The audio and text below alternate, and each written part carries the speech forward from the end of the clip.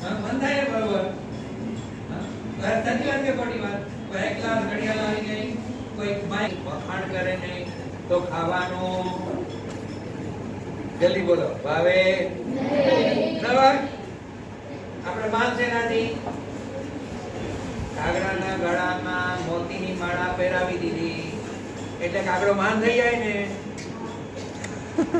તમને પૂછ્યું છું, કાગડાના ગળામાં હીરાનો હાર પહેરાવી દે તો કાગડો જલ્દી બોલો માન થઈ જાય ને? થાય કે ના થાય? થાય? કાગડાના ગળામાં હીરાનો હાર પહેરાવો, કાગડાને વાંદરાના ગળામાં હીરાનો હાર પહેરાવો, કેટલો ટાઈમ લાગે? પછાડી નાખે. કાગડો કે વાંદરો હીરાના ઓર્નામેન્ટ પહેરે એટલે માન ન બની જાય. આપણે હીરાના દાગીના પહેરીએ એટલે માન બની જઈએ? બની જઈએ કે ના બની જઈએ? હા કે ના? બોલો. કોઈ ગાંડા માણસ આમી ગળામાં કોઈ સોનાનો ચેન આપી દે તો એ માન બની જાય? હું અહીંયા જ બેઠો. તો આપણે માન શેનાથી બનીએ? આપણા ગુણોથી માન બનીએ. આપણી કિંમત પૈસાથી નહીં, આપણા ગુણોથી છે. શેનાથી છે? શેનાથી છે? એક કરોડપતિ માણસ સામેથી આવે છે, એક લખપતિ માણસ સામેથી આવે છે. તમે સાયકલ પરથી પડી ગયા, કોઈ ડોક્ટર આજુબાજુમાં છે, એને 100-200 રૂપિયા ચૂકવાના આવશે. કરોડપતિ ખાલી સામે જોતોય નથી લેવા જાય છે. એટલે લખપતિ માણસ હતો, એને ભેગું ટપુ તું પડી ગયો, આ સામે ડોક્ટર છે, ચાલ ડોક્ટરને બતાવી દઈએ, તારું બિલ હું ચૂકી દઈશ, તમારા રીતના 50 રૂપિયા મળે. તમને કરોડપતિ વાળો લાગશે કે લખપતિ વાળો લાગશે? કોણ આપશે ભાઈ? ભલાના કરોડ કામના નથી, કારણ કે બીજાના કામમાં આવતા. પેલાની પાસે ઓછા રૂપિયા બી છે અને છતાંય તમારે તમારી કેર કરે છે. તમને બહુમાન કોના પ્રત્યે થશે? લખપતિ પ્રત્યે, જેને તમારા માટે કંઈક કરી છે. કારણ આપણી કિંમત ઉદારતાથી છે. શેનાથી છે? આપણે કોઈના બી આંસુ લૂછીએ એ આપણી સંપત્તિનું શ્રેષ્ઠ ફળ. ખ્યાલ આવી ગયો કે નહીં? બધું આપણે જ ખાઈ જવાનું. એ સારું કે બીજાને ખવડાવીને ખાઈએ સારું? બધાનો આવો જોઈએ. જેટલો ટિફિન આવે તમારો એ તમે એકલા જ સાફ ખાઈ આવો કે એક બે જણાને ખવડાવો? ફ્રેન્ડને તો ખવડાવો. ફ્રેન્ડ સિવાયના કોઈને ખવડાવો ખરા? એ તો ફ્રેન્ડના ડબ્બામાંથી તમારે ખાવાનું હોય. એ તો બિઝનેસ કહેવાય. એમાં શું માનતા? કોઈ ભૂખ્યો હોય એને આપી દો, જેને તમે રોકતા ન હોય એને તમે આપી દો. સારું કોણ? સારું કોણ?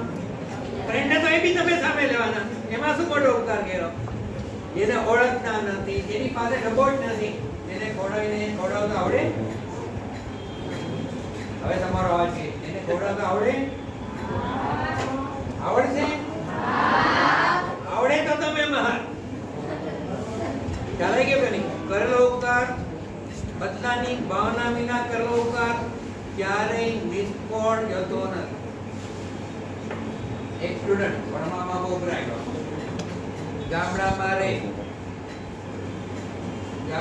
રહે, ત્યાં આગળ હાયર એજ્યુકેશન ને પણ એને ભણવાનો ખૂબ શોખ, પૈસા નહીં એટલે બીજા પાસે પૈસા લઈને ભણવું પડે. હાથ લંબો કરવો જ નથી, માંગવું એ મોત કરવા લાગે.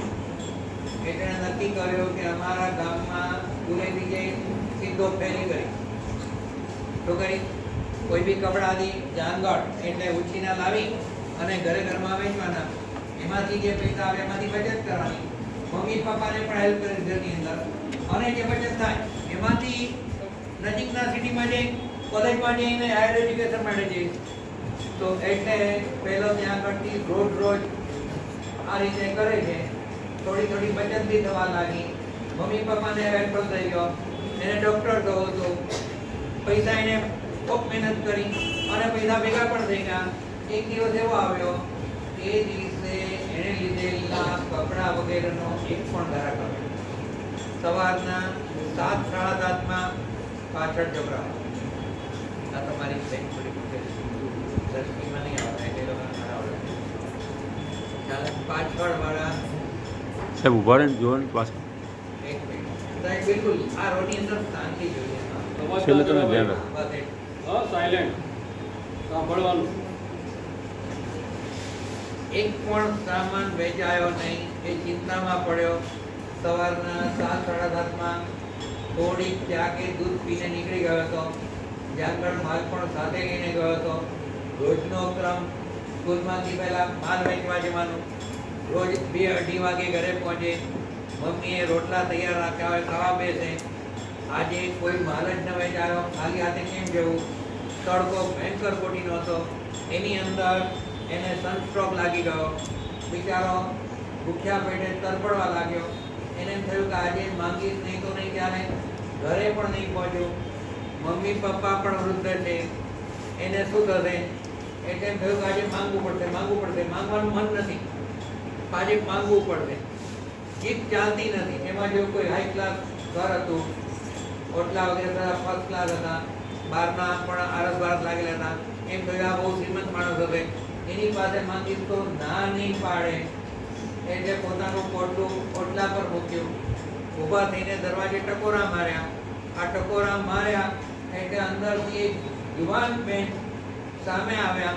બેન રોજ સાંભળતી હતી કે આ છોકરો ઘડી વાર આવતો હોય છે. આ કોઈ વખતે સાડી લઈને આવે, કોઈ વખતે કપડાં લઈને આવે, કોઈ વખતે ઇમિટેશન જેલ લઈને આવે, કંઈક લઈને આવે છે. કોઈ દિવસ માંગ્યું નથી. આટલી યુવાન અવસ્થાની અંદર, બાળ અવસ્થાની અંદર આટલી મજૂરી કરે છે. છોકરો બહુ સારો છે, એને ક્રેડિટ બાંધેલી હતી. અને પેલી બેને પૂછ્યું કેમ, શું કામ છે? એને માંગવું તું ભોજન, પણ બોલી ના શકે. એને કીધું કે મને પાણી આપશો? પેલી બેન વિચારમાં પડી.